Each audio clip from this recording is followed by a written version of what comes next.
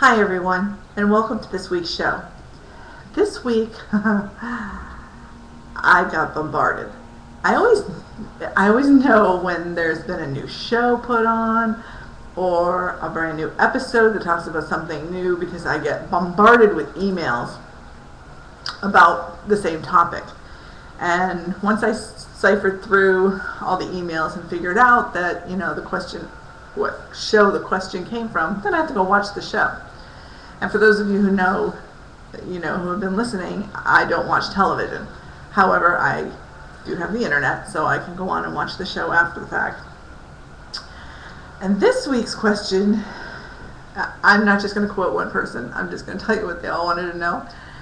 On the Ghost Whisperer last week, they spoke about automatic writing and the word being possessed was used. Being possessed by a spirit and the spirit used automatic writing. So first and foremost, y'all need to know that's television. Television is entertainment. Yes, it uses some principles that, are based on actual life of someone. But for the most part, they're selling a TV show and they're going to make it as entertaining as possible. And that's the bad part about television. Just take everything with a grain of salt. But on this particular show, there was a graphic designer, and he was being taken over by a spirit, and he was kind of like passing out, and then the spirit would take over, and it would draw pictures, and it would foretell his future. And again, that's TV. But the point I need to make that a lot of people asked was, can some spirit just take over my body? And the answer is no. Unless you let it. Again, most people vibrate at a high enough level that the lower entities don't take over. However, if you're in a bad way, if you've been struggling for a long time, if you're an addict, your vibration is much lower. And those energies can influence you.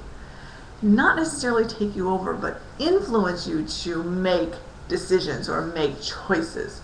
Total body possession, no. That's a rarity. Unless, of course, the person allows that spirit to take over. And so I don't want people to be, the reason for this is a lot of people were afraid of journaling. I was just freaked out when one person wrote, well, I'm not journaling anymore. Please journal, do automatic writing. Automatic writing is where you consciously allow whoever watches over you. It's somebody who's there. You're not just opening up to anybody out in the world. It's whomever's watching over you. And you let them take over your hand. You let them take over the pen and paper. That's all you're letting them take over. And they're taking over a sliver of your conscious thought so they can get that thought on paper. But they're not taking possession of your body. So don't be afraid of automatic writing. And the Ouija board, it's the same concept. When you use a Ouija board, if you do it by yourself, or even if you do it with other people, you're allowing the spirits to flow through your arms and into your hands and move the planchette. That's how the planchette gets moved. Not by you. So people are like, oh, did you move that? Oh, did you move that? No, did you move that? Well, you're allowing the energies to come through and move it. And that's why I say with the Ouija board, be careful who you allow to come through. Don't just sit down on a Ouija board and go, okay, who's here? Don't do that. Have someone you go to. I go to my grandmother every time. I sit down with a Ouija board and I'm like, her name is Winnie. I'm like, Winnie, are you there? And she'll say yes. And then she'll tell me a few things. And then if I want to talk to somebody, I'll say, is my mother here? Or I want to talk to my father. Or I want to talk to my aunt. Or whomever, and I just put it out there, can I talk to that person? And she brings that person in. She allows that person to come in and talk to me. And that keeps me safe. That keeps my energy safe. And also, You know, again, the same with what level you vibrate at. When you use a Ouija board, what level are you vibrating at? Are you disturbed? And I don't mean that, I know I just heard a lot of people laugh. I don't mean that in that kind of way. I just mean, are you not well? You know, are you depressed? Are you having issues, like serious issues? And if that's the fact, you probably shouldn't be using a Ouija board, or at least not alone. And for those who asked about using a Ouija board, you can use it by yourself. When you use it by yourself, same principles apply. You ask for one person to come through that you know that's on the other side. And if you're doing it by yourself, this is what happens. Most people have written me and they put both hands on the planchette.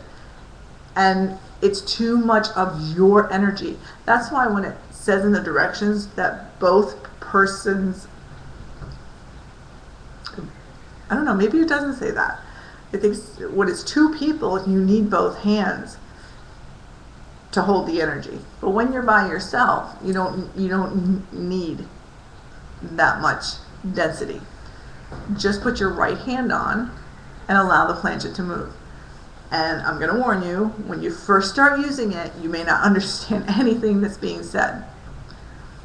I had one woman who turned on a tape recorder, and when it moved to a letter, she said it out loud. It's so that it went to the tape recorder. And then she played the tape recorder back and wrote out the letters. And in that way, she could see what was trying to be said. And I have to tell you from experience, once you get tuned into that person, when you have the same person come through, you get really tuned into them, and you're actually kind of hearing what they're trying to say as they're spelling it out. So you know what's being said. You know, people are amazed when I show them my board, and I show them, you know, how my grandmother and I communicate sometimes, and how fast the planchette goes, and how I know what's being said. Well, hello, I'm a medium. I can hear the woman. I know exactly what she's saying. And I'm sure you're wondering, well, if I'm a medium and I can hear her, why do I need a board? Because sometimes the human person needs something in between. I need something to slow down the energy.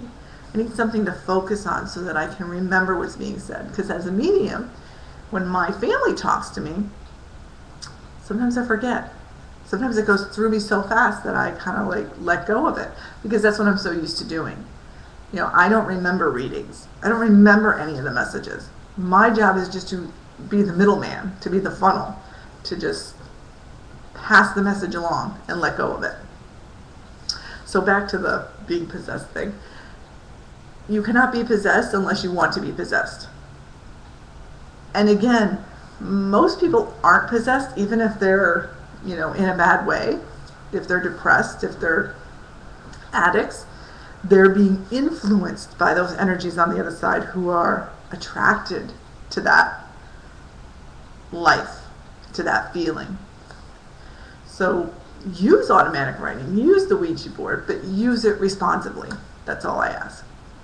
And that's it for this week. Y'all have a fabulous weekend, and ciao.